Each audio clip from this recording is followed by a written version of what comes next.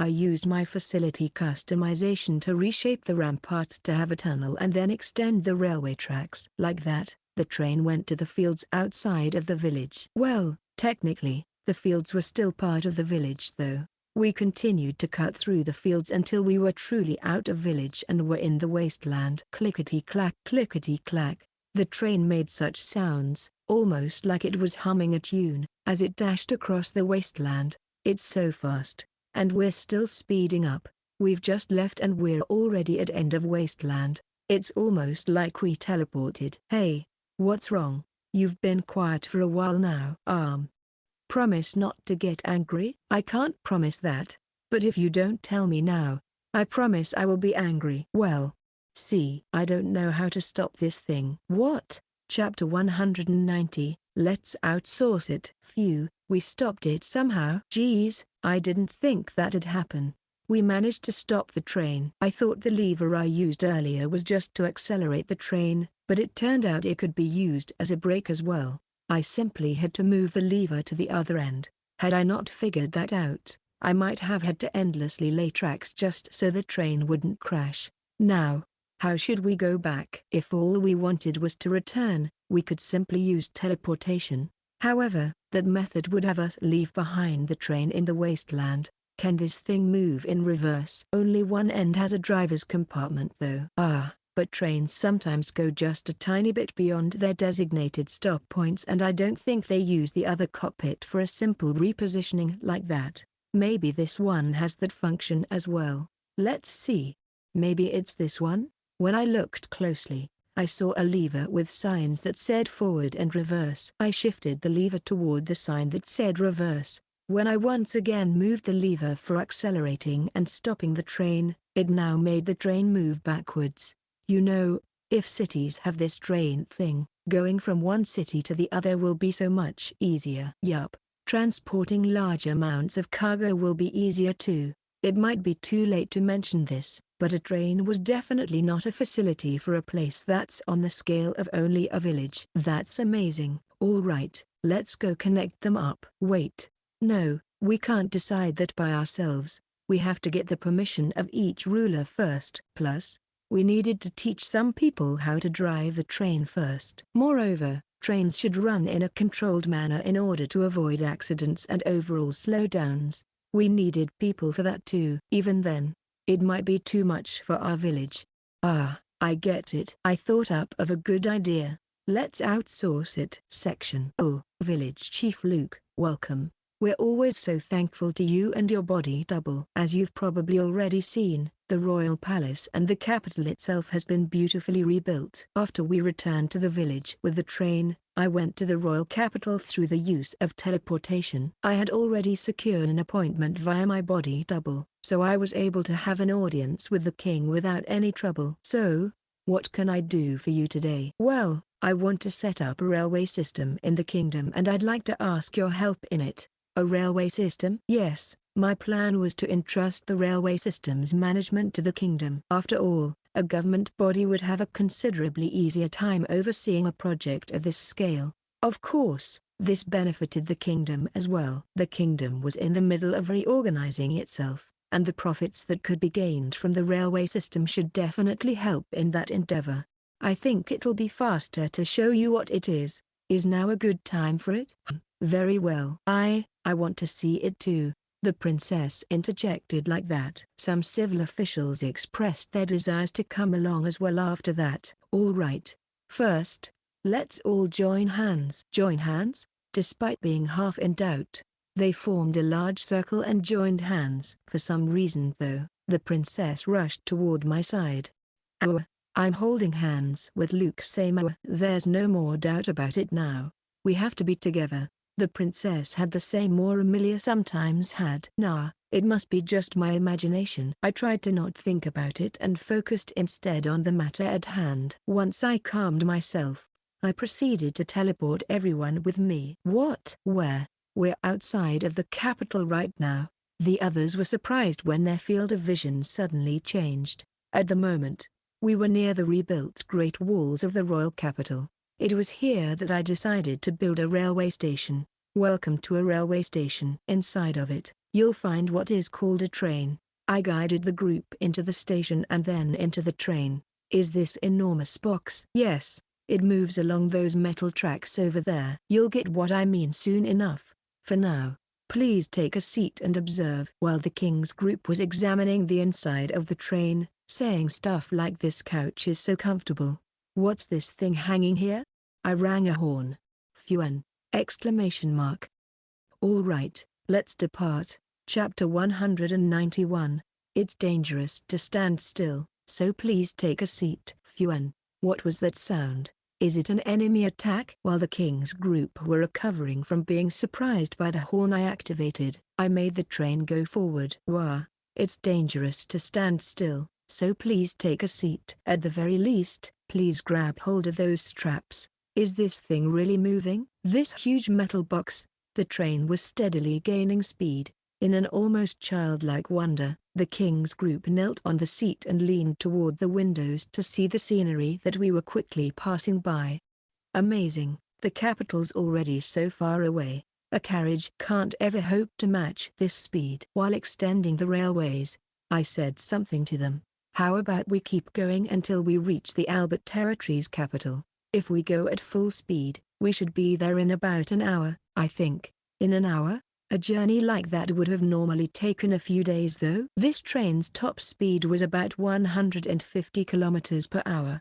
We didn't need to make a stopover anywhere, so we should be able to reach our destination in about an hour, give or take a few. The wind feels so nice. We're traveling so fast, yet there's barely any shaking.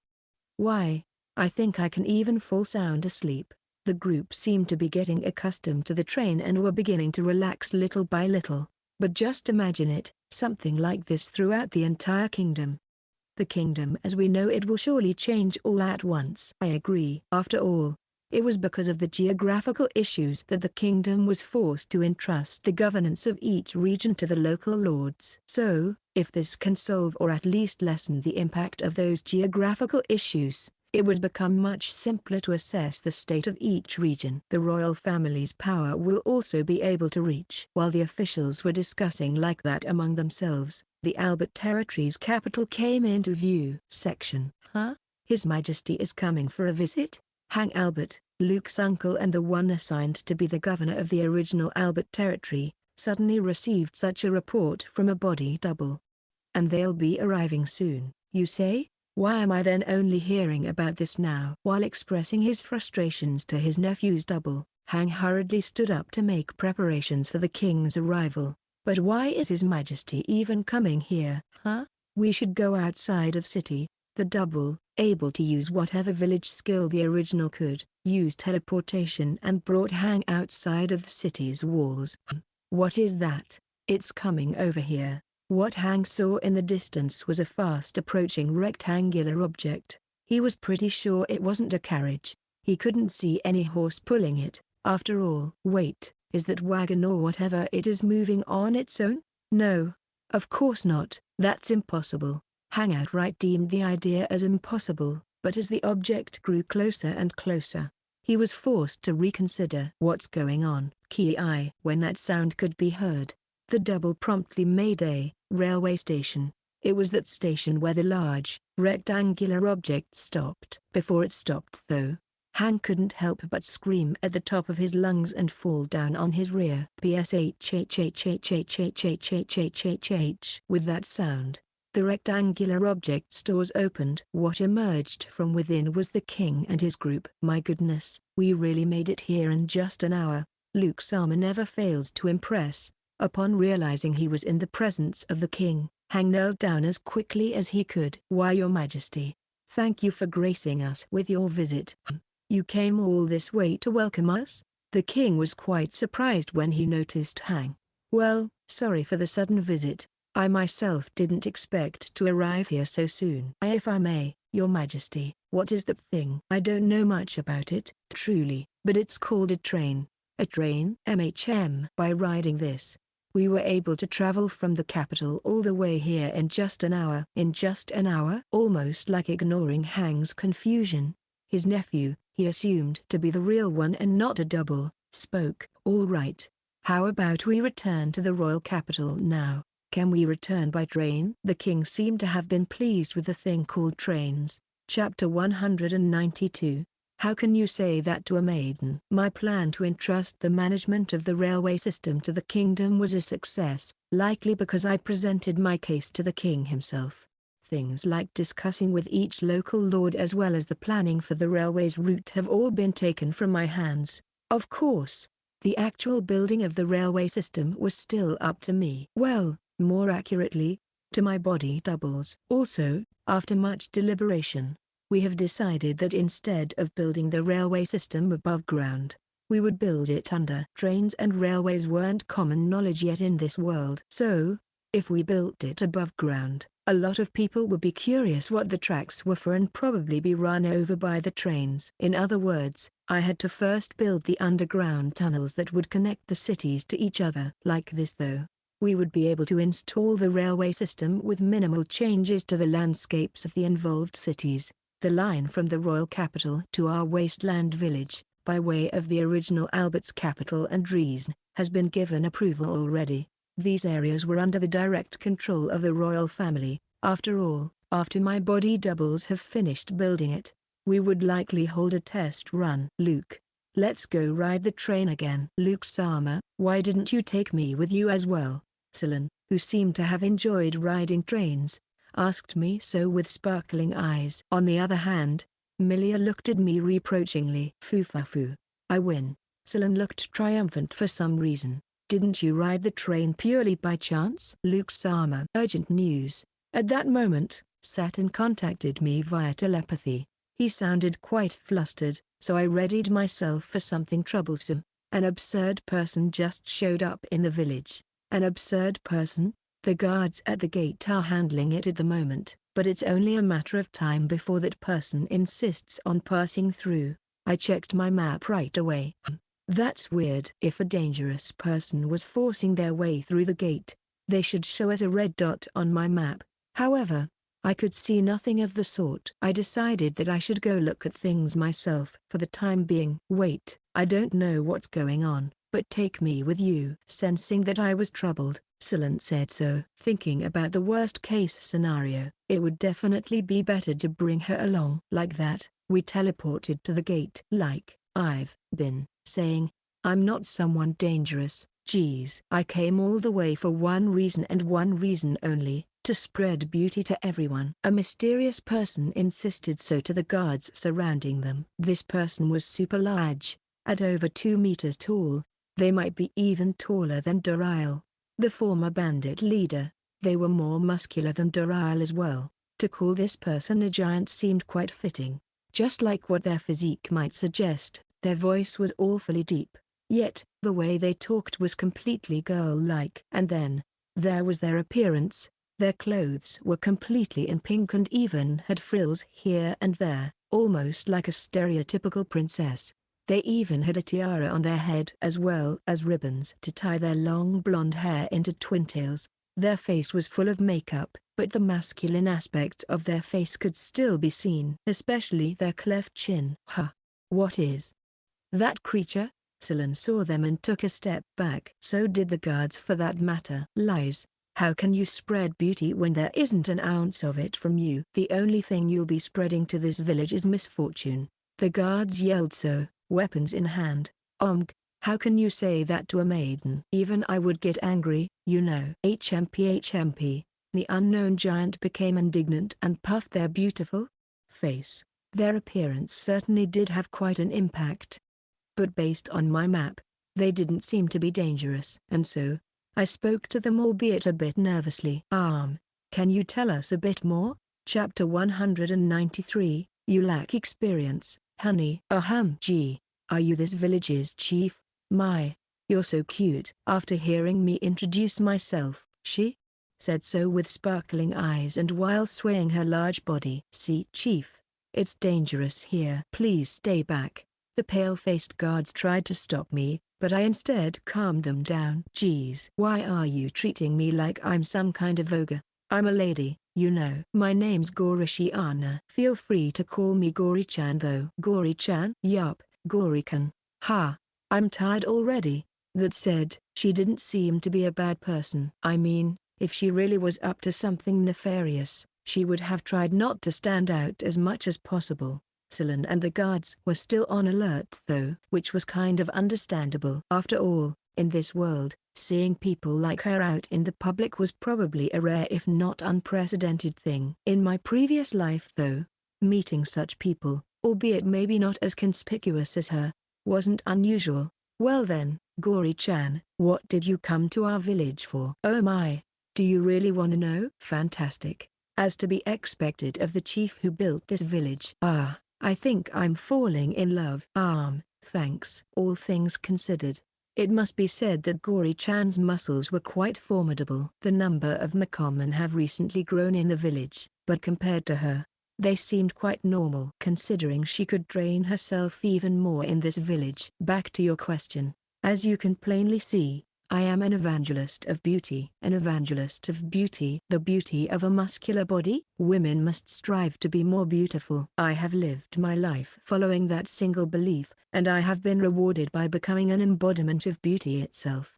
I did my best to hold back on retorting. So now, I want to spread that belief to as many women as possible. And to do just that, I've been traveling all over, making the women at each place I stop by as beautiful as I can. Of course, when I heard of this new village in the wasteland, I just had to come. I see. If pressed, all I was willing to say was that she sure had high aspirations. What nonsense. What part of you is the embodiment of beauty itself, huh? In the first place, you're a man. The guards shouted so. However, who's a man? Phew. As through the guard spoke a taboo word, Gory Chan flipped out. With all her might, she stomped her right foot, leaving behind a giant crack in the ground. While my ears were still ringing from the sound that her stomp made, she closed her distance with a shivering guard. That guard was the same one that spoke the taboo word earlier. You foo.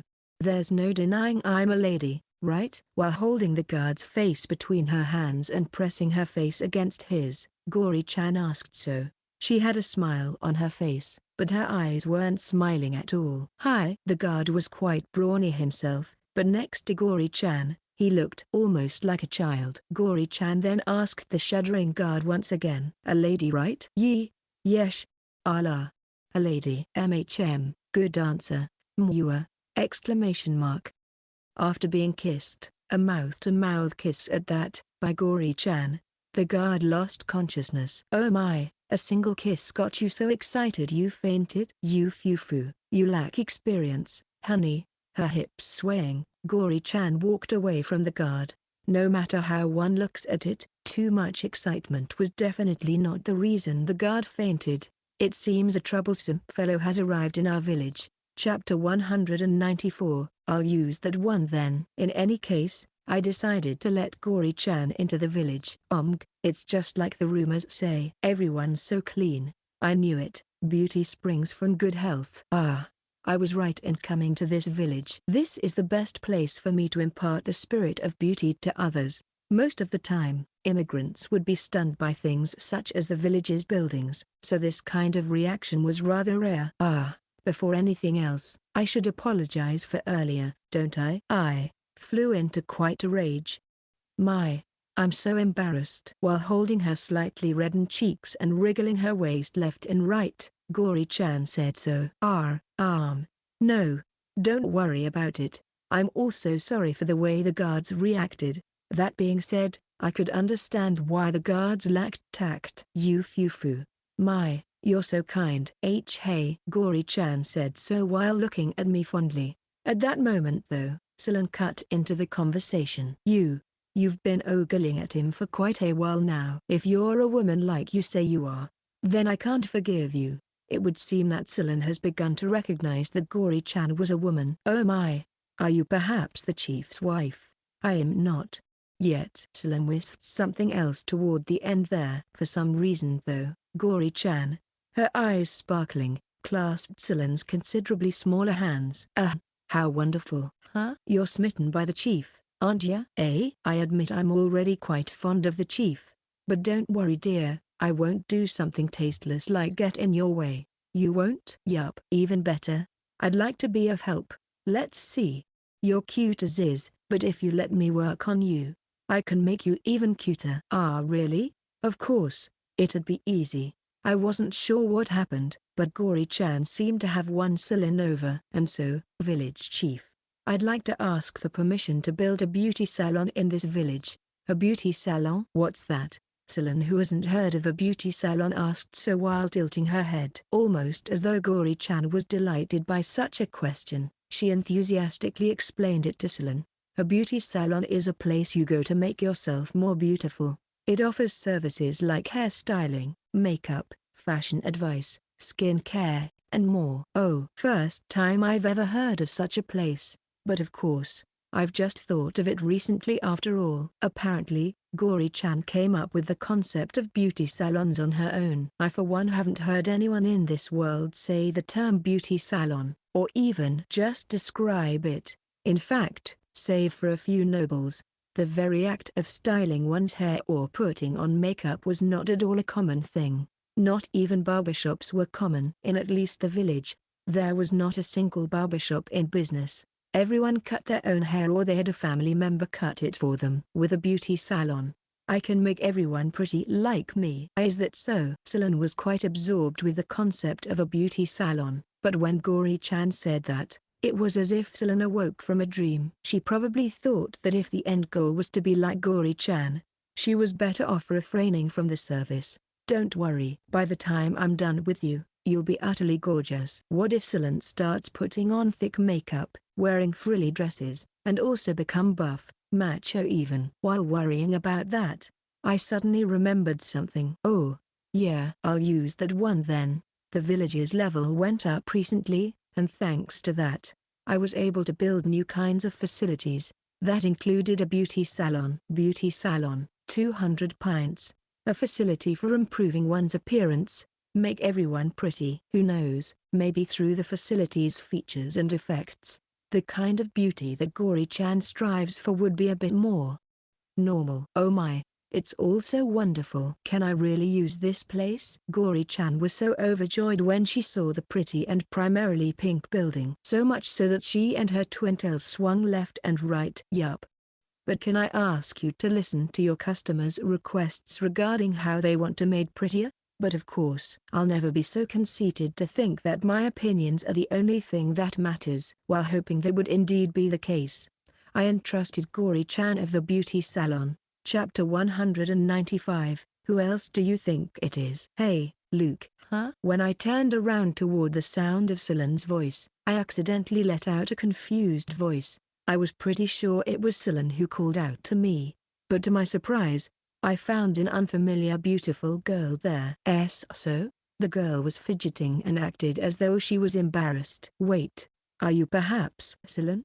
Of course I am. Who else do you think it is? Salon has become so pretty, I didn't even recognize her. I thought it was another person entirely. Her blue hair now had a fluffy kind of perm. She wore clothes that accentuated her feminine cuteness, and her face had a moderate and natural-looking makeup. Yufufu. She's absolutely gorgeous, ain't she? Village Chief Gory Chan? Could this be the work of Gory Chan? I was anxious that Gory Chan would turn Salon into a mini Gory Chan of sorts, but it seemed like she made Salon prettier in the way that the latter preferred. No matter how you look at her, she's divine, right? Why, I'd say she's the finest work of art I've ever done in my entire beauty-dedicated life. I can't really explain it, but my techniques were so much more effective this time around. The facility I built definitely helped in this, but it must be said that Gory Chan's skills were a vital factor as well. This won't do, Chief. You've got to say your impressions out loud and to the person herself. Gory Chan grabbed hold of my shoulders and effortlessly pushed me towards Salon. She's so strong. Salon. I think you're super cute today! Exclamation mark. In an instant, Salon's face grew bright red, and then, while fidgeting like she did a while ago, she whispered something. Cece, can you say that one more time? Wait, now even I'm embarrassed. You're super cute! Exclamation mark. Almost at the same time, Salon and Gory Chan shifted their body from side to side, almost as though they were squirming. Youth, what I'd give to have someone tell me that. The mood's kinda ruined now. What's the meaning of this? Suddenly someone else interjected. That someone was Milia. How can that frumpish girl suddenly become? Who are you calling frumpish? GHH, I hate to admit it, but I'm at a slight disadvantage right now. What do you mean slight? I'm clearly wiping the floor with you. A giant, I meant Gory Chan then approached the frustrated Milia. Do you want to become more beautiful as well? Exclamation mark. Who are you? Hey, Gory Chan. Don't. You should just leave that one alone. Salon tried to stop Gory Chan, but Gory Chan responded by shaking her head. Sorry dear. I can't do that. I can't choose sides. I'm an evangelist of beauty, you see. No. A look of helplessness appeared on Salon's face. Now, Milia-chan, was it? Let's go. Your raw beauty is also amazing, but by the time I'm done with you, you'll be divine. Wow. Milia was still half in doubt, but Gory Chan carried her away anyway. Salon, meanwhile, dropped to her knees and hanged her head down. Section. What do you think, Luke-sama? Milia has achieved a transformation that wouldn't lose out to Salon's. Her long, black hair was glossier and silkier than usual, her makeup made her look more mature, and the daring dress she was wearing accentuated her outstanding proportions as much as was possible. Her dress had a window around her chest that made her cleavage visible. It also had a slit in the skirt part, which exposed one of her long and beautiful legs. While Salon's new look sought to improve her cuteness, Milia's sought to improve her attractiveness. Each one's new look seemed to match the person's strong points. I think, you're super attractive today! Exclamation mark. Upon saying so, Milia's mature face became childlike as it turned red. It was then that Salon interjected, Tell me, Luke, which one of us do you prefer? Fufafu. You'll pick me, right, Luke-sama? No. You'll pick me, won't you? No way, it's got to be me. Please don't fight. What a dilemma this is, village chief. I know full well what you're feeling right now. I myself can't choose which masterpiece of mine I prefer. Gory Chan decided on her own that our troubles were similar, but worry not. I have a solution for us. A solution? Her muscular arm raised high, Gory Chan made an enthusiastic declaration. If we can't choose one, why not choose both? Yeah, that doesn't solve anything at all. Chapter 196. These are my pupils. The beauty salon ran by Gory Chan became well known throughout the village right away. The villagers, especially the women, were half in doubt at first of Gory Chan's services. No, actually, they were fully in doubt. However, when they knew of Salon and Milia's transformations, they immediately rushed to the beauty salon. I'm so flattered, but sorry, I can't really help anyone else right now. Gory Chan was the only one to provide the service, so it was understandable that she couldn't see to everyone. It has gotten to the point that one has to reserve an appointment several months in advance first. Gory Chan's solution to this was to take on a pupil. Well, given that the concept of beauty treatments was still new in this world, getting a pupil might not be so easy. And even if someone was interested enough about it, getting them to a point where they would actually be helpful would take some time. More likely than not, Gory Chan would have to settle to hiring an employee that would do simple tasks for her. Or so I thought. Welcome When I stopped by the beauty parlor after a little while of not doing so, I was greeted by a group of muscular men. Moreover, these men all wore thick makeup as well as frilly pink dresses. There's more of Gory Chan now? Ho ho. These are my pupils, chief. These were apparently the ones Gory Chan hired to help her out. Tee-hee. It's all thanks to manager Gory Chan that we've awoken to the world of beauty. We'll walk down this path until our last breath. They're even talking like Gory Chan. On closer inspection, I noticed that the employees were in the midst of skillfully cutting the female customer's hair. It hasn't been long yet they had learned this much already. I'm done. Look at yourself. Aren't you just gorgeous? Wait, is this really me? You fufu. Didn't recognize even your own face? I absolutely did not. Whoa, my husband's gonna be so pleased. Thank you very much. Each and every one of the customers that they worked on left the salon happy, satisfied, and above all, better looking than before. Like that, The women in the village were transformed by the beauty salon. It was a rude thing to say out loud, but a lot of our female villagers, especially those who were refugees or from poor places, used to be rather unstylish. Now though, all I could find were beautiful people. There might be more gorgeous women here than in the royal capital. That's not to say that all villagers were unstylish before.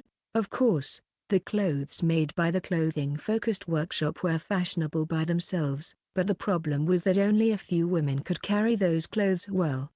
That changed primarily because of Gory Chan's efforts. Nowadays, even ordinary people were caring for a thing such as fashion. Rumors of the beauty salon soon spread outside of the village, causing women from all over to visit the village.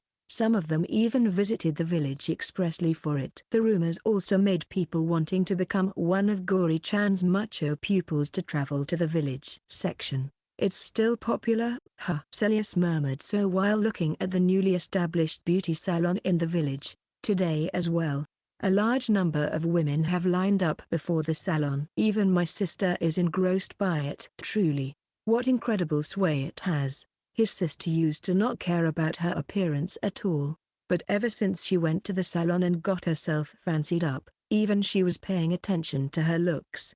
Despite being his sister, Celas couldn't help but admit to himself that Salon indeed got prettier. At times, he even found his sister's new appearance to be distracting during their training sessions. What's that shop? Men's beauty salon? No.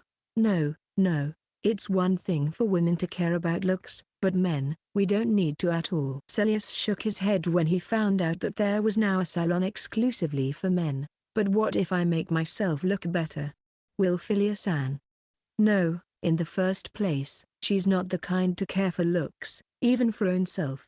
Why would she, when she's so beautiful already? Is that you, Celas Dono? Exclamation mark. Upon suddenly hearing from behind him the voice of the person he was thinking about, Celas unintentionally jumped up. Did she hear me just now? Worried about that, Celas slowly turned his head. I just tried that popular beauty treatment place. But what do you think? Does it suit me? What he saw was an even more beautiful Philia. He was so shocked by her that he forgot his earlier worry. Actually, he was shocked more than that. Celas Dono. Immediately after blood gushed out of Celas's nose, he fainted and fell. Chapter 197. Make you even more beautiful. My name is Shubal. I am a manager in the royal capital. Though I say so myself, the fact of the matter was that I was a very talented person who has achieved much ever since I was young. Thanks to that, I now lived in a large mansion in a high-end area within the capital with a beautiful wife that everyone was envious of. Hey, darling, where are we going to spend our vacation this year? Oh yeah. Well, how about we go to that wasteland village? In the rumors. A wasteland village? You haven't heard of it? The wasteland I'm talking about is in the northernmost point of the former Albert territory. It was only recently that they managed to finally build a city there, but apparently, many have already moved there. I also heard that life there is so comfortable. You won't want to live anywhere else. My, it sounds wonderful, but that place is so far away, isn't it?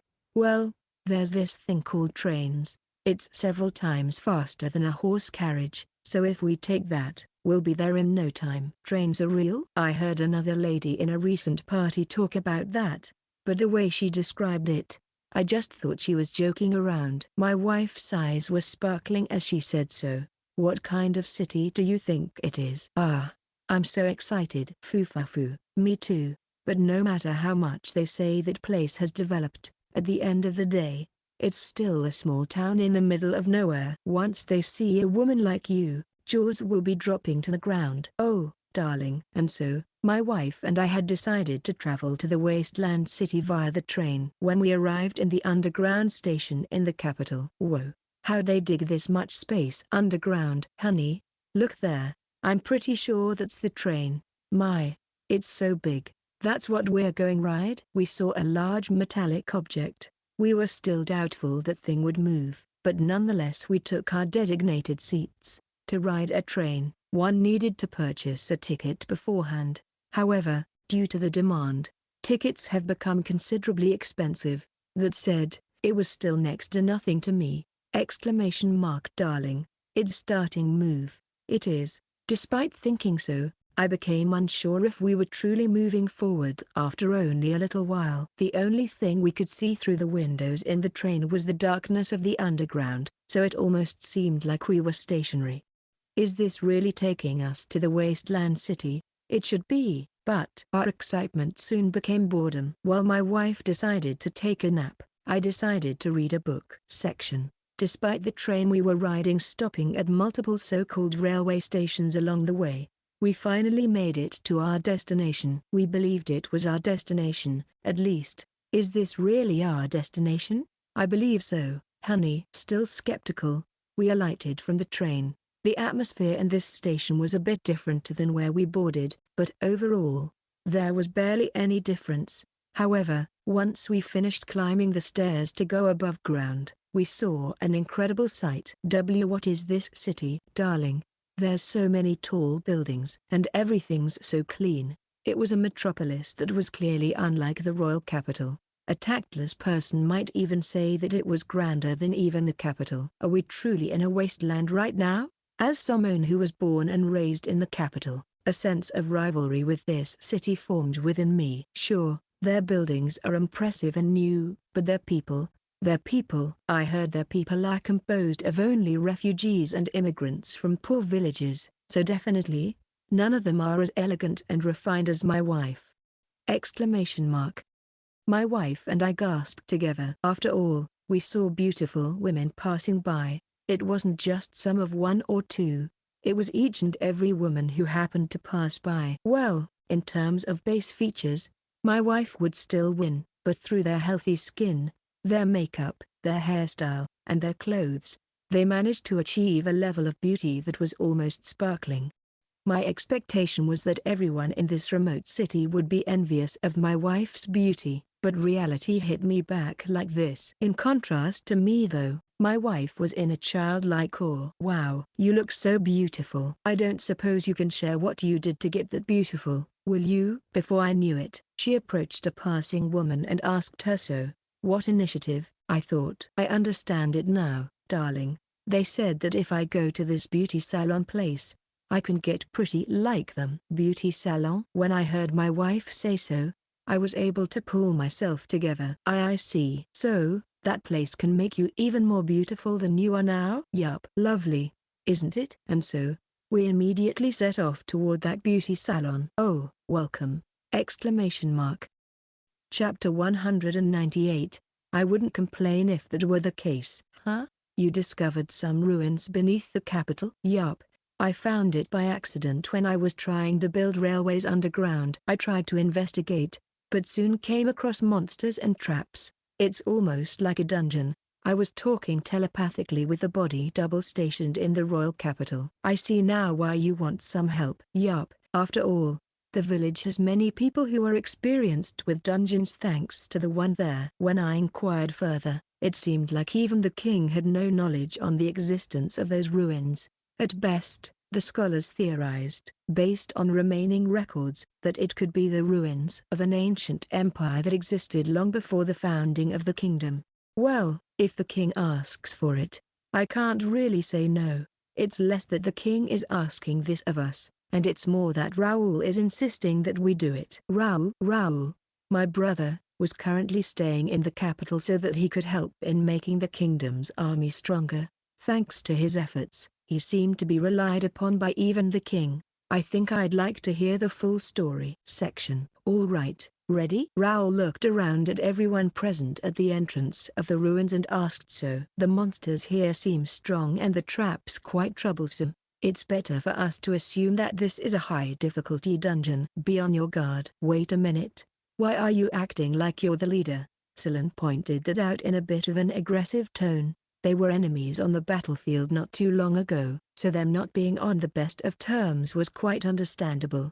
However, despite the past, we have now formed an investigation team together for the aforementioned ruins. The team was composed mostly of our villagers though. Raoul's side only had him and one other person.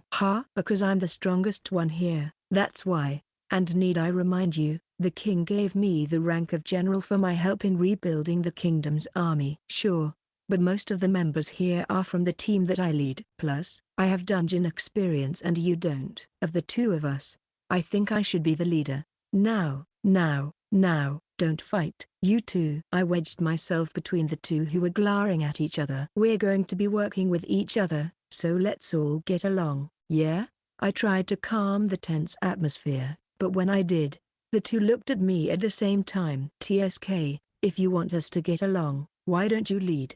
I wouldn't complain if that were the case. Yeah, I don't mind if it's you, Luke.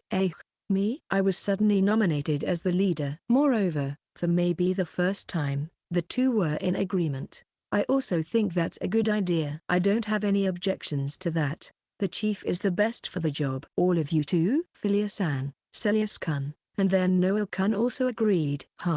This is not really my specialty, but, despite my uneasiness, I figured that me leading would still be better than Salon and Raoul being at each other's throats the whole time. By the way, I was present here only through transferring my consciousness into a body double. This way, I could explore the ruins without any danger to me whatsoever. If not for this method, Salon would have never allowed me to join the investigation team. Well, let's see. Alex-san, is it okay if your party goes in the front? Yup, that's perfectly okay. We're probably the most experienced in dungeon diving among us anyway. Noel-kun, please be in the front lines as well. Understood. And so, we planned our formation. Alex-san and Noel-kun were to take the forefront. Dil-san and Gai-san were next. Hazna-san, and Kamyu-san, who had the labyrinth exploration gift, were to follow. After them would be me and Salon. Philia-san would be paired with an elf with outstanding healing capabilities named Gorin-san. Celas-kun would be right behind them. And then, taking the tail end were Raoul and Marin-san,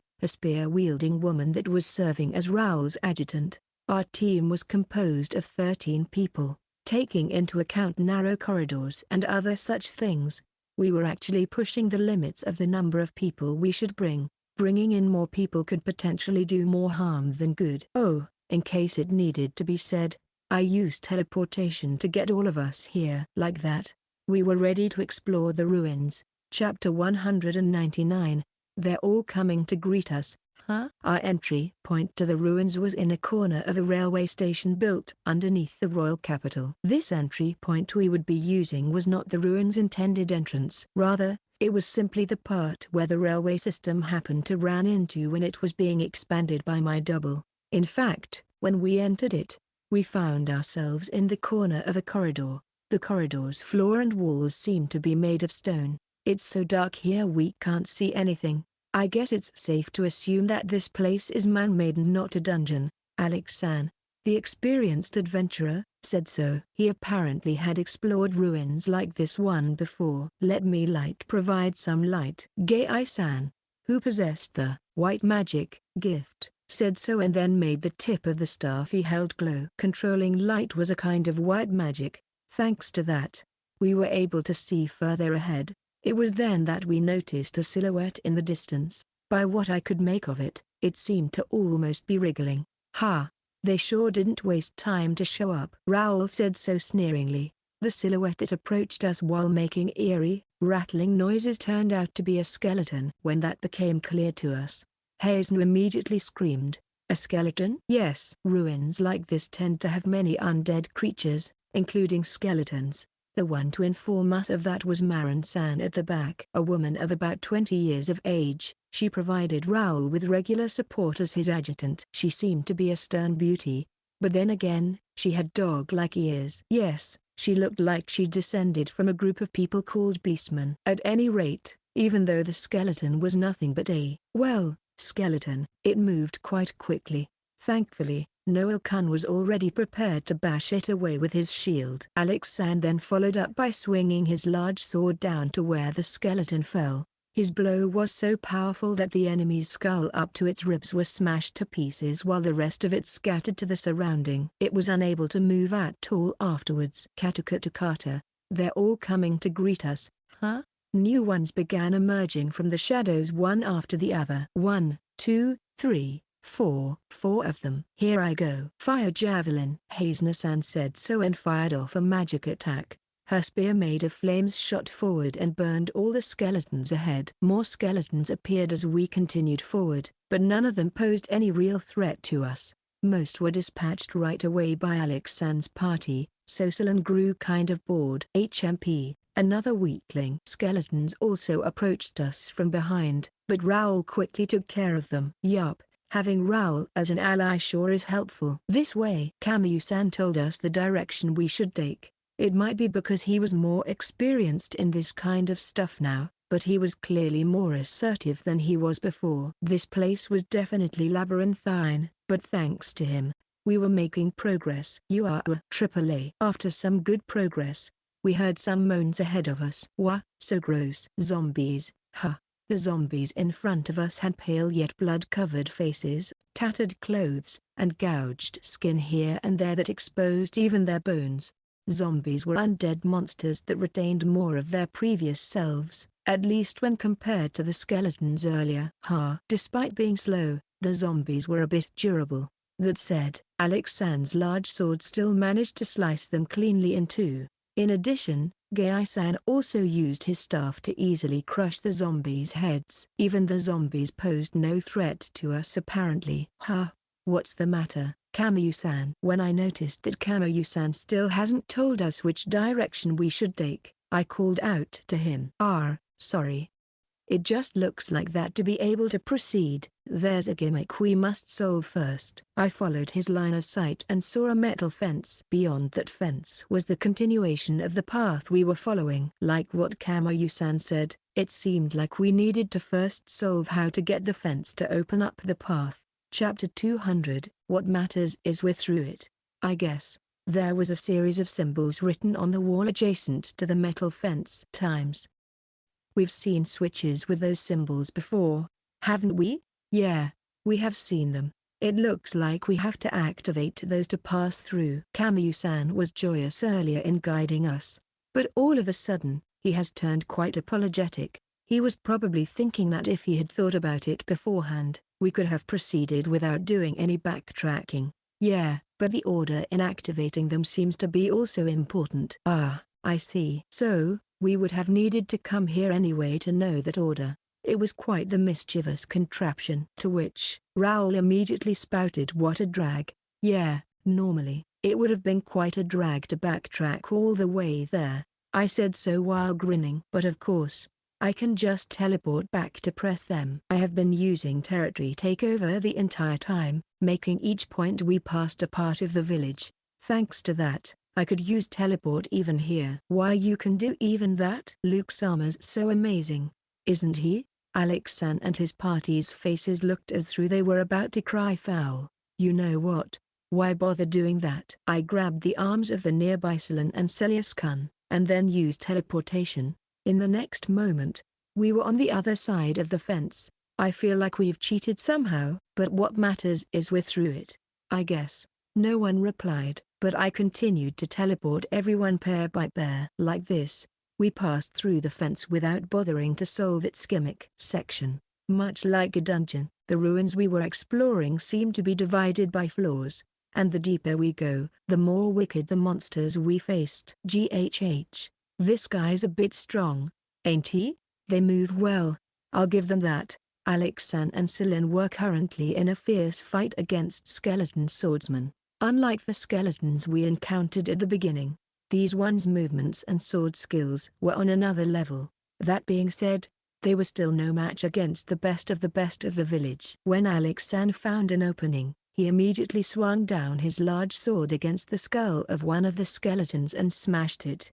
Meanwhile, Salon used her ice magic to immobilize the skeletons she was facing and then quickly chopped off their heads. While they were busy like that though, skeleton swordsmen rushed toward us who were in the middle of our formation. Philia-san fired arrows that shattered some bones, but for the most part, the skeletons were unperturbed. Sigh. Yeah, arrows really don't work well against skeletons, does it? I'll leave it to me. Without wasting a moment, Celas-kun jumped up front and crossed swords with the skeleton swordsman. That's it, Celas-kun. You have to make yourself look good in front of Philia-san. You are. Stronger zombies also showed up. This time, The zombies were on all fours and were even crawling on the walls as they rushed towards us. These ones are so scary. Well, they are undead. Even after Hazen-san tried to burn them down, a few still marched forward. As such, Gai-san joined in and whacked a few with his staff. I then looked behind us and saw that there was another group of zombies there. After Raoul decapitated one of those zombies. Raoul-sama. What? A severed head of a zombie tried to bite Raoul at his legs, but Miranda-san quickly stabbed it with her spear to finish it off. Ha! You here to make things a little interesting?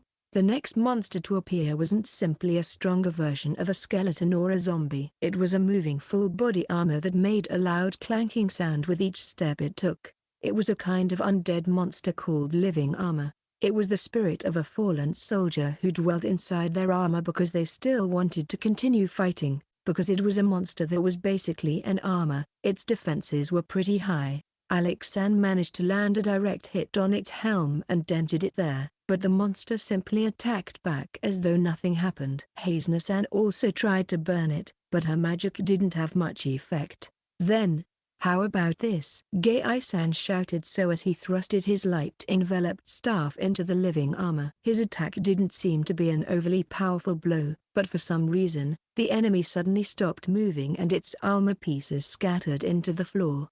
It was purification magic. It's particularly effective against the undead. Chapter 201. Excuse me for a moment. In addition to the monsters we had encountered so far, undead monsters like mummies, zombie slimes, six-armed skeletons, and man-eating ghouls prowled within the ruins. Unlike the normal slimes which were adorable and weak, the zombie slimes were quite atrocious. It stood at about 3 meters high and smelled so foul. Moreover, it was essentially immune to physical attacks. Even though it was cut, it instantaneously fixed itself by reintegrating the cut-off part into its body. To defeat it, we had to rely on Hazen-san's fire magic to burn it down as well as Salon's ice magic to freeze it solid. I had no idea what we would do if all of us relied on physical attacks. The traps also became more dangerous the deeper we went. There were traps like both sides of the wall closing in so as to crush you, or those where spears rise from the ground to impale you. Needless to say, getting caught in one of those was a guaranteed death. Fortunately, we had Kamou-san who could sense each trap beforehand. The puzzles and gimmicks were also becoming more and more complex. We had encountered an area with countless doors that prevented backtracking, as well as a place where multiple switches must be activated all at once to reveal the hidden path forward. That said, my teleportation rendered them nothing more than a slight inconvenience. This place gives a dangerous vibe. At the entrance to a large room, Kamou-san's body shivered. Within the room were 100 or so trunk-like objects, each one made of stone. This is the short route, but I think we should take a detour. If this way lets us go forward, let's just go already. Raoul disregarded Kamou-san's proposal and entered the room. We were then left with no other choice than to follow. A good ways in, the lids of the trunk-like objects began to move, and when the lids were removed, something arose from within. Mummies. It turned out that the trunk-like objects were their coffins. The mummies descended upon us like a raging wave. Suddenly though, I heard a creaking sound from behind us. When I looked back, I discovered that the door we used to get in has closed shut. This is what I was telling you about. Kamou-san said so. Exasperated. What are you doing now, Raoul? We just have to take them all down, don't we? Raoul replied so to an already agitated Salon while dashing alone toward the group of mummies. And then, almost like a storm, he slashed at each approaching mummy.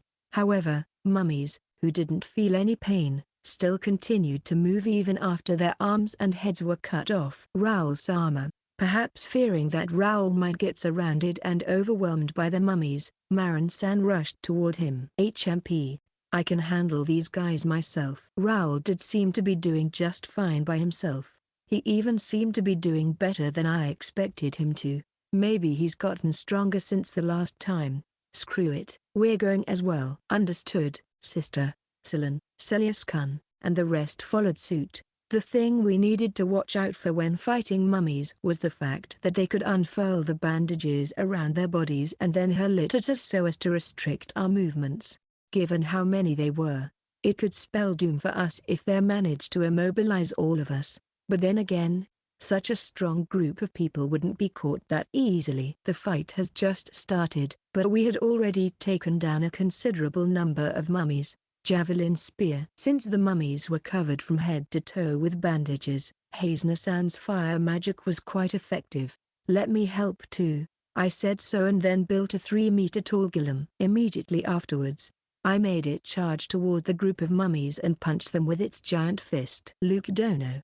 Excuse me for a moment. Philia-san climbed up the golem's shoulder and then rained down arrows from there. Since regular arrows dealt unsatisfying damage against the undead, Philia-san enveloped her arrows with wind using her green magic. Like that, her arrows didn't just pierce, they gouged the mummy's flesh as they passed through. Before I realized it, the over 100 mummies were all annihilated. Over already? Gotta wonder if this team here can take on an entire country by itself. Raoul, who probably defeated the most mummies among us, said so as though he was having fun. In contrast, Marin-san looked at the corpses of the mummies and shuddered. They've defeated all these mummies in such a short time. Each one here is definitely outrageous. Chapter 202. It's a matter of ambience. Celas-kun. Ambience. A door within the room then opened. It was closed when we entered, but maybe defeating all the mummies caused it to open. Raoul, we've decided that I'll be the leader, right? Don't decide things for the group all on your own again, alright? TCH, fine. When I admonished Raoul for his earlier action, he agreed to my demands albeit reluctantly. Alright, why don't we take a break? This room seems big enough. Anyone want to eat? There are a bunch of mummy corpses lying around though.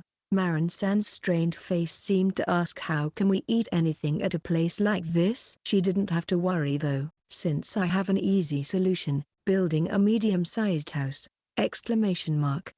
We won't have worry about looking and smelling them while we're inside. Disregarding Marin-san's surprise for now, I entered the house. I made the living room a bit wider, so even 13 people should be able to fit there. Please let me know where you're wounded. I'll be treating them now. Gorin-san, an elf, said so. While they were doing that, I decided to teleport back to the village. Hello there, Koch-san. Are the ones I ordered ready? Oh, it's you, Chief. You surprised me. I mean, how did you even get in? Koch-san was the person to open the first restaurant in the village. Moreover, he possessed the cooking gift. The delicious food he makes has become so popular, some people travel to the village just to try it. Anyway, yes, of course they're ready. Here you go. Whoa, thank you. Still, this Bento thing. This is the first time I've ever heard about it. I had asked Koch-san to prepare some bento for us. When I opened one of the small, wooden boxes, I saw the delicious food packed within. Preparing a bento wasn't a part of the culture of this world yet, so it was understandable that Koch-san was a bit perplexed by it. Even so, he still managed to prepare a splendid and well-garnished bento. The only issue was that it didn't have rice. It used pasta instead. It wasn't Koch-san's fault though. There just wasn't anyone, in this kingdom at least, who grew rice. These will be perfect for our break in exploring the ruins beneath the capital. The capital? I thanked the confused Koch-san once again and then returned to the ruins with the bentos. I brought some bentos. Everyone grab one, okay? Bentos? I then handed out the bentos to everyone. Most of them were puzzled by what a bento actually was. Ooh, bentos. Thanks for always looking out for us, Chief. Yeah, thanks.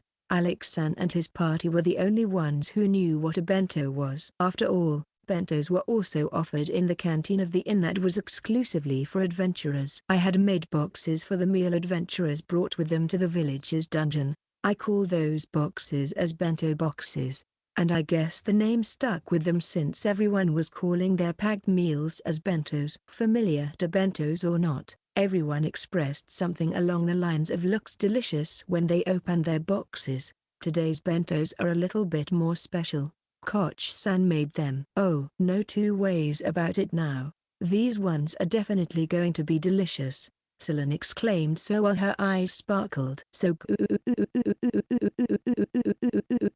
When everyone tried the bento that Koch-san prepared, they all shouted so. Maybe it was because they were fighting undead after undead before, but they seemed to have worked up quite an appetite. In no time at all, they finished their meal. Oi, is there more? Sorry, but I only ordered one for each of us. When I said so, Raoul looked a bit disappointed. Well, damn. Still, if my soldiers can have this as their provisions. Mass-producing bentos didn't seem possible though, at least bentos of this quality.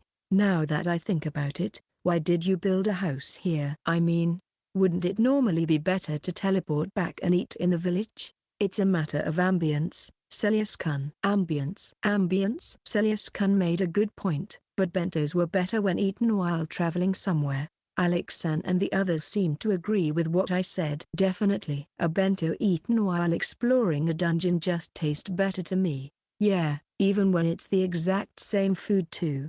Chapter 203, Who Dares Disturb My Slumber? The greatest benefit of building a house out here in the ruin was our access to a toilet. This toilet is so helpful. Relieving yourself even when hiding can get dangerous, especially at a place like these ruins. After exiting from the toilet, Marin-san said so. All of us, regardless of gender, wanted to use the toilet as soon as possible, so I decided to use facility customization to add more. It's nice that we can wash our hands as well. Yeah, the undead are so filthy. I'm really glad we can wash our hands clean before we eat. I then heard someone say it was Raoul. If I was to hazard a guess, he probably didn't wash his hands before eating. Ha, so what? You won't die from that. Like that, we ended break and resumed our exploration section. What is this place? We have entered a room that was as vast as the mummy room from before. However, unlike that place which was quite dreary, this place looked strangely opulent. One wall had a splendid relief sculpted on it. Glittering gems were even set into certain parts. The deeper we went into the room, the more ostentatious it became. And in the innermost part of the room were an altar and a large, golden casket. Also, littered around those things were lots of silver and gold treasure. That's another coffin, isn't it? Most likely. A luxurious one at that. I'm guessing these ruins might be the tomb of an ancient king. I agreed with Phileas-san's theory, and if that was indeed the case, then the one encased in the coffin before us should be the ancient king. Regardless though, look at that treasure. If there's that many treasure, then a little going me. No, forget I said anything. Alex-san quickly stopped himself from thinking out loud. Even though this was the treasure of an ancient and non-extant kingdom, the right of claim to it belonged to the present kingdom occupying the land. If it gets found out that anyone pocketed any of the treasure, the kingdom would be justified in punishing them. On the flip side, Alex-san and the others should be compensated handsomely for such a discovery. At that moment though, who dares disturb my slumber? All of a sudden, we heard a voice. We immediately searched for the possible source of that spine-chilling voice. The coffin. With a quivering voice, Kamyu-san shouted so. When I followed his line of sight, I saw the lid of the coffin slowly being lifted up. Are you serious? Even the master of the tomb has become an undead? Before long, a skeleton that wore a crown as well as magnificent yet now tattered clothes arose from within the coffin, raiding my tomb. Fools, all of you. If its ominous voice was any indication, the undead was clearly angry at us, the invaders of its tomb. At first glance, this undead might look nothing more than a skeleton with fancy clothes. However, its presence made it clear that it was something else, that it was an undead far superior than anything we've encountered thus far. Be careful, everyone. That one's probably a white. Phileas-san shouted so. Unlike the other undead monsters, a white has high intelligence. It can also use vile and powerful magic. White or not, all I know is that I'll send it to the underworld.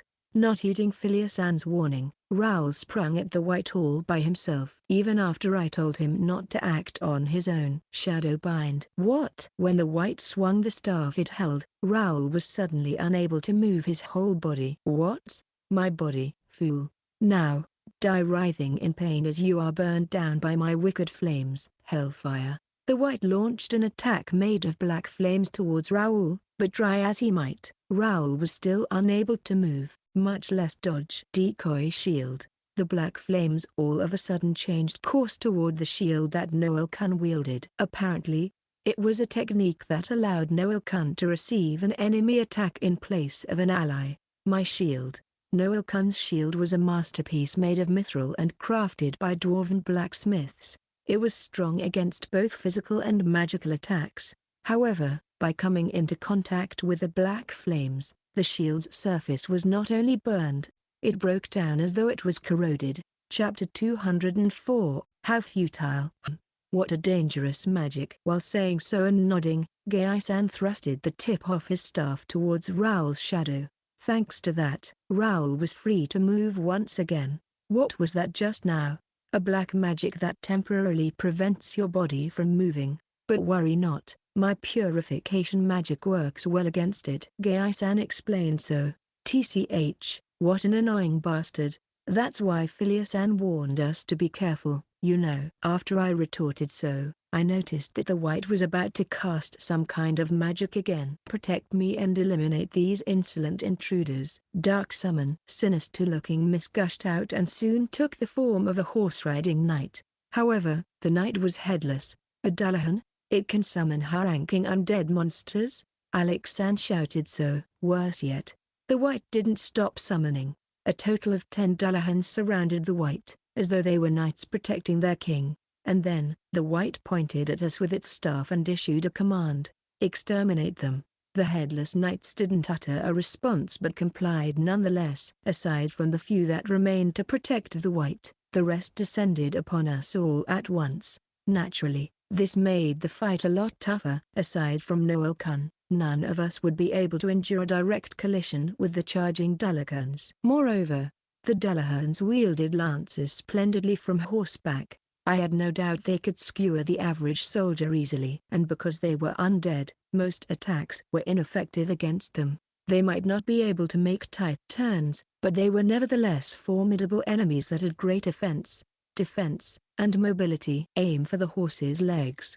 If we seal their movement, we can easily finish them with purification magic. Raoul shouted so. As though to demonstrate, Raoul then slid down and slashed at a horse's legs. Without missing a beat, Gai-san then stabbed the fallen Dullahan with his light-enveloped staff. The Dullahan began writhing until it eventually stopped moving entirely. Not much later, the Dullahan returned to being mist and vanished. All right. Let's kill them all. How futile. Even though we defeated a few of the Dullahans, the white remained complacent. Dark summon. What? Again? Yes, the white summoned new Dullahans. Is there no end to them? Sister, let's defeat the white first. But getting close to it isn't so simple either. If our group tried to get near the white, not only would the nearby Dullahans prevent us from going further, the white itself would surely use its black magic against us at the nastiest of moments. Especially so if that magic was the one that immobilized Raoul earlier, as we would be completely exposed to the Dullahan's attacks. Golem. I constructed a golem from the stone wall and made it charge toward the white. Shadow bind. The white once again used that immobilizing spell, but the golem still kept on moving. What? For the first time, the white was shocked. Just like I thought, that magic doesn't work against objects. The Dullahans moved to protect the white from the incoming golem. But the golem's momentum was too much and they ended up being blown away by the golem's charge instead. They were undead, so they should be back up in no time. Before that happens, we must defeat the white. To that end, I made the golem swing down its fist toward the white's head. Shadow move. Huh? It vanished? The white was suddenly gone. It's over there. When I saw it next, it was several meters away. It can use magic like that too? A magic like that would prevent the user from getting hit even if the enemy manages to come near. Oh well, two can play at that game. Gai-san, get ready to attack it please. I grabbed hold of Gai-san and then teleported the both of us behind the white. Chapter 205. She looks quite alive as well. What? The white was surprised when it sensed the presence that appeared behind it. Just as I expected, the white couldn't immediately use the teleportation magic it used just a moment ago. Perish! Exclamation mark. Gai-san swung his staff downward and hit the white on its head. As soon as a burst of light emerged from the staff, some of the white's bones crumbled. And yet, the white was still alive. Well, still undead. Without a moment's hesitation, Gai-san followed up. However, before he could connect his attack, the white's body was swallowed up by the ground. It soon reappeared some distance away. If my observation was correct, it moved from shadow to shadow. "You won't escape!" Exclamation mark. We followed it again via my own teleportation. This time though, when Gai-san hit it, the white simply writhed in pain. "How? This shouldn't, ancient apparition, quietly rest in peace." The white could no longer attack or even escape at this point. Thus, Gai-san dealt the final blow. Upon doing so, the white's bones fully crumbled and turned to ashes. "Amen," Gai-san uttered so while making a praying gesture with one of his hands. Maybe it was because Gai-san had purified the white. But whatever the case might be, the remaining Dullahans vanished one by one. Like that, there were no more undead in the room we were in. Did we do it? Celas-kun, why'd you have to raise that flag? Flag? What flag? But since nothing has happened even after some time has passed, it really did seem like it was over. I feel kinda bad about it though. I mean, from its point of view, we're probably nothing more than grave robbers.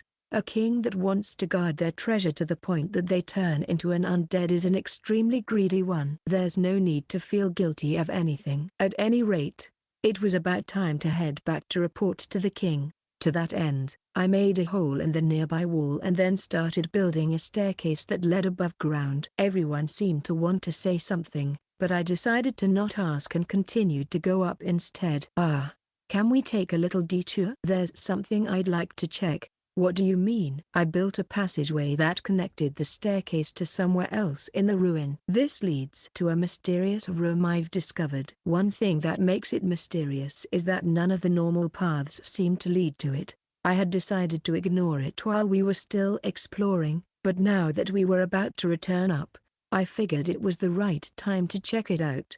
We're here, I think. We entered the room that was about 1/3 of the size of the room where we fought the white. There were no coffins, thankfully, but in the center of the otherwise dreary, rectangular room was a pillar of some sort. A person? Bound to the pillar was a person. A woman. She looked to be in the middle of her 20s. Her hair had a peculiar color. It was of the sky at dusk. I didn't know if she was unconscious or awake, but she had her eyes closed. Upon closer inspection, I realized that she was a beautiful woman with refined features. Moreover, due to her clothes that revealed much skin as well as her tall and slender body, she was quite seductive. What a superb size. I'd like to be sandwiched between those. "Hey, you two?" Gai-san and Dil-san both commented on the woman's voluptuous chests, causing Hazna-san to scowl at them. Gai-san was a warrior monk and yet I heard he had quite the fondness for women. As for Dil-san, this was probably the first time I've heard him talk during our whole exploration of the ruin. What's up with this woman though? Is she dead? She's in a too good of a state to be dead though. And then, there's these chains. The woman's arms and legs were bound. Salon observed the woman intently. She doesn't appear to be breathing, but she looks quite alive as well. Unlike the undead we had encountered before, she had some coloration in her skin. However, as though she was frozen time. She was completely motionless, not even a sign of breathing. I couldn't help but wonder how long she has been like this. Is she one of the people from when this ancient ruin was still in use? I'm going to cut the chains down. Raoul-sama, please be careful. Raoul drew closer to the woman and then slashed the chains binding her. Clang. What? However, Raoul's sword was simply repelled. TCH, what the hell are these chains? They're not so easy to cut, are they? Chapter 206. Take care of me until I die, okay? Apparently, the chains binding the woman to the pillar was reinforced by some kind of magic. Even Raoul's attack didn't cause a scratch.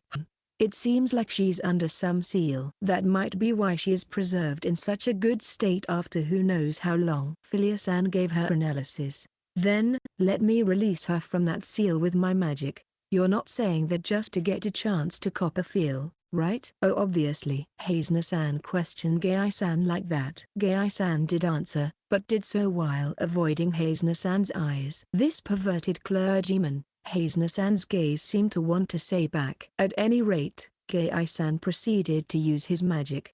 However, even after multiple attempts, nothing has changed. What do you propose, Luke? It's looking like we have no choice but to leave her alone in the meantime. Yeah, we didn't want to leave her like this, but it didn't look like there was anything we could do to save her. Well, I say save her, but we aren't truly sure she's still alive. There's something I'd like to try. I said so and then touched the woman's arm. Her arm was cold but also soft and definitely human-like. Teleportation. I tried to teleport myself and the woman in the pillar to a corner in the room. Huh? The teleportation worked. I was with the woman, leaving the pillar and the chains back in the middle of the room. However, for some reason, the woman floated in the air as though she was still being supported by the pillar and the chains. It didn't work. Just when I thought that, the woman's eyelids opened to reveal eyes that were as dusk-like in color as her hair. Kyukaku. You must have a lot of guts to free me from my seal, don't you? The woman said so and then flashed a wicked smile on her pretty face. Right after, a swirl of magic power surged past me, causing me to fall on my behind. Luke, TCH. We might have woken up a dangerous enemy. What's with that magic power? We should have known better. She was sealed because she was considered a threat. Everyone rushed to draw their weapons and assumed combat positions. Each of them, even Raoul, was sweating coldly. I was having such nice and long sleep, you know. Are you going to take responsibility for waking me up? Huh, kid? The woman said so while looking down at me with her dusk-colored eyes, as though I was a frog being stared at by a snake. My whole body froze still, unable to move even an inch. What a presence. It might even be more intimidating than my father's. Luke Dono, run. Chief, she's dangerous. I knew I should teleport away, but I just couldn't bring myself to do so. Well, I was using a body double, so there wasn't any real threat to me. Kyukaku, not running?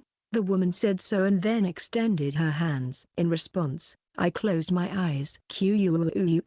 What a delicious drink. Man, this is just the best. In it, the woman with dusk-colored hair has been drinking alcohol since daytime. She has drunk many cups already, so it wasn't surprising that she was so drunk that her face was as red as autumn leaves.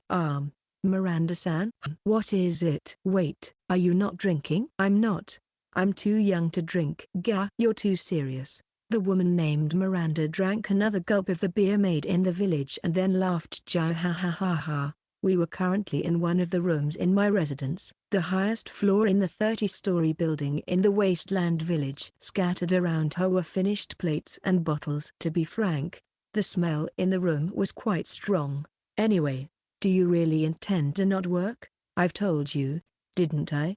I'm gonna leech off you forever. She boldly declared such a shameful thing. Huh? What's with that face? You're the one at fault for waking me up. Remember? This is just me making you take responsibility. Yes, after waking her up, the woman we found in the ruins demanded this of me. I don't want to work for anything, so take care of me until I die, okay? Okay. Chapter 207. How's that for a character's backstory? I was having such a good sleep and yet you still woke me up. It was a lot of trouble preparing that seal, you know. I don't want to go through that again. So, you better make it up to me by provide for me until I die. The woman demanded so. As such, she has been living in my place since then, doing nothing but eating, sleeping and drinking alcohol day after day. Gotta say though, life here has been quite amazing. Your alcohol and food's great. Plus, your bed's so comfy. Looks like I've been picked up by a fantastic pet owner.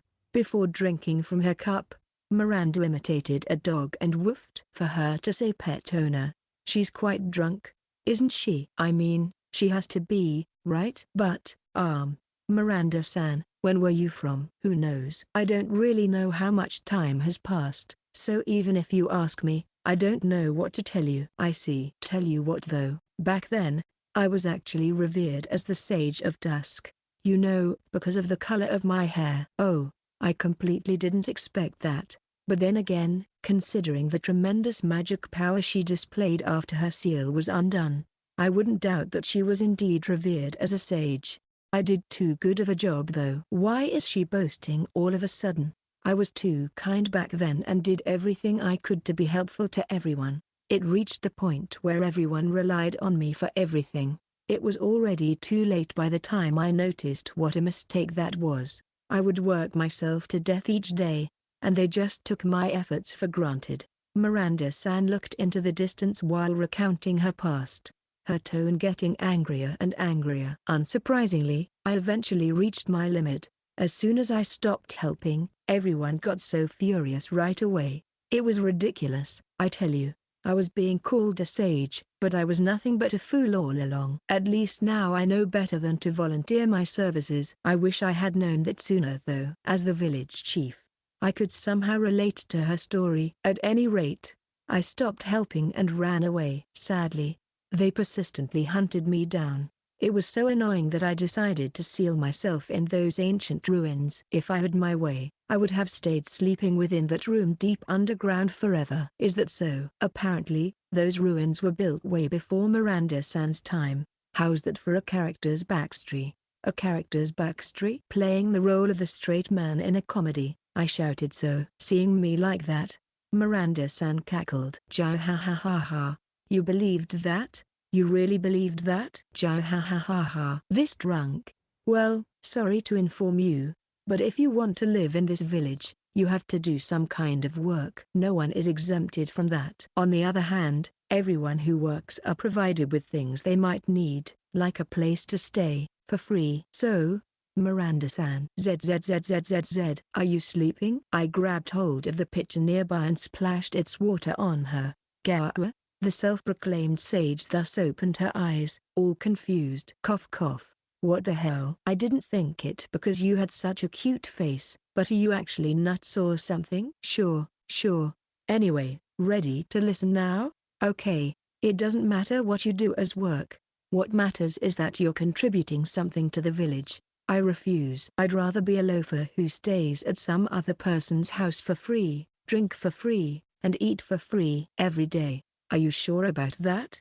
Then, I have no other choice. I grabbed her arm and then quickly used teleportation. Our destination was a meadow that had nothing else in the vicinity. Feel free to stay here. Huh. Hey, wait.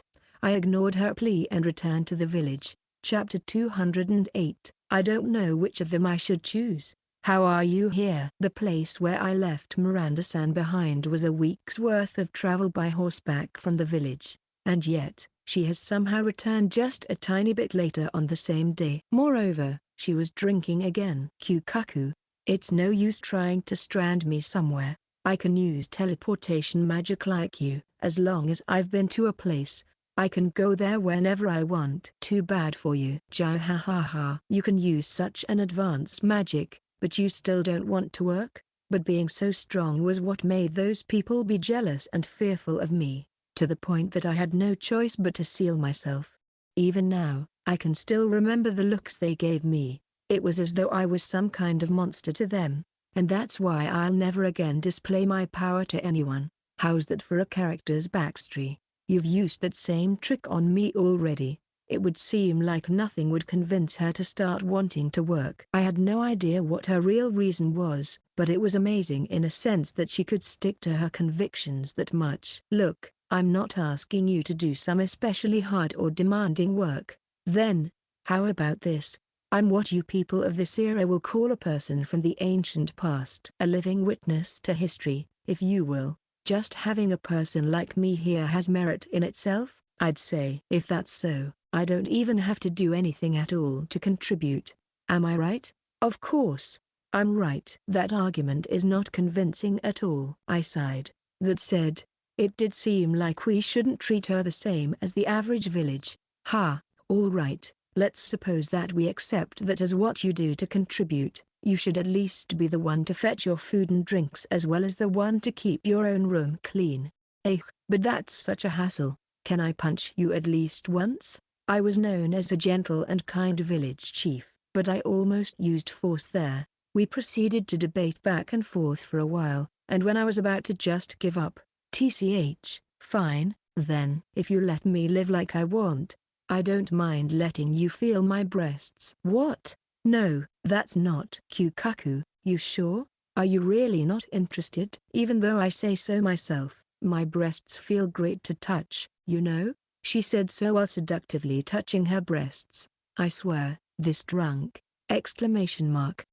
All of a sudden, Miranda-san's face stiffened. What an intense bloodlust. Is she really just a maid, huh? I turned around, but only Milia, with her usual sweet and gentle smile, was standing there. Fufafu, leave the rest to me, Luke-sama. One of the duties of a maid, after all, is to give assistance to guests. Oh, okay, I guess it's all up to you now. For some reason, I felt compelled to simply agree.